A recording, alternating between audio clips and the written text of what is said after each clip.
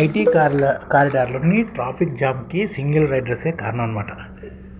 IT corridor గంటకి 10,138 వాహనాలు single riders వెళ్తుంటే డబుల్ రైడర్స్ 3,584. సైబరాబాద్ ట్రాఫిక్ పోలీసులు ఈ సర్వేలో వెల్లడించారన్నమాట.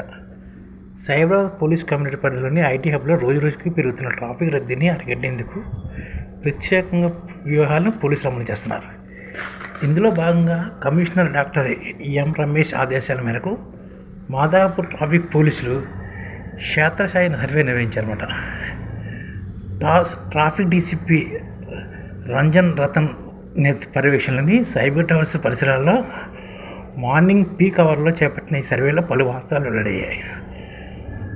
కేవలం గంట వ్యవధిలోనే రోడ్డుకు 4 వైపులా కలిపి 10,138 మంది సింగిల్ రైడర్స్ అంటే వాహనంలో ఒకరే ప్రయాణించగా డబుల్ రైడర్స్ 3,584 మంది మాత్రమే ఉన్నట్లు గుర్తించారన్నమాట. డబుల్ రైడర్స్ కంటే సింగిల్ రైడర్లు 6,554 మంది అధికంగా ఉండడంతో వాహనాలు అనుగుణంగా పెరిగిపోతాయి, ట్రాఫిక్ జామ్కి దారితీస్తుంది అనమాట.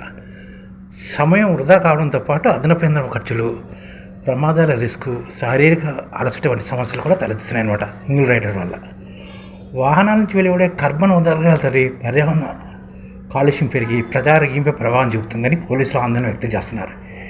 ఇవన్నీ తెలిసి అధిక శాతం మంది ఒంటరిగా ప్రయాణించడానికి మొగ్గు చూపుడు ఆశ్చర్యకరం. ఈ ధోరణి మార్చాల్సిన అవసరం ఉందని పోలీసులు కూడా అభిప్రాయపడుతున్నారు.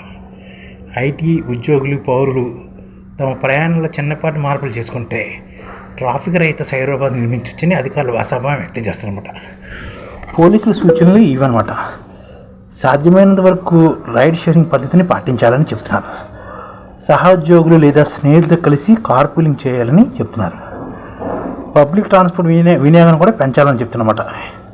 పీక్ అవర్స్లో అవసరమైతే తప్ప వ్యక్తిగత వాహనాలను వాడడాన్ని తగ్గించాలని చెప్తున్నారు.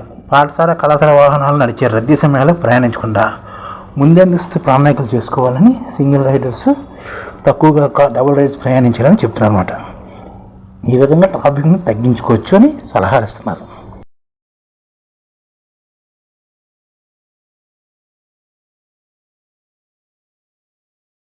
ఈ ఛానల్ ముఖ్య ఉద్దేశం ఏంటంటే మన తెలుగు రాష్ట్రాల్లో 1 కోటి మందికి సంఘటిత రంగాల్లో ఏ విధంగా ఉద్యోగాలు ఇవ్వవచ్చు, కనీస నెల జీతం 30,000 వరకు ఏ విధంగా ఇవ్వవచ్చు, ఏ విధంగా చేస్తే ఉద్యోగాలు సృష్టించబడతాయో వివరిస్తూ ఈ ఛానల్ వీడియోలు వస్తాయి.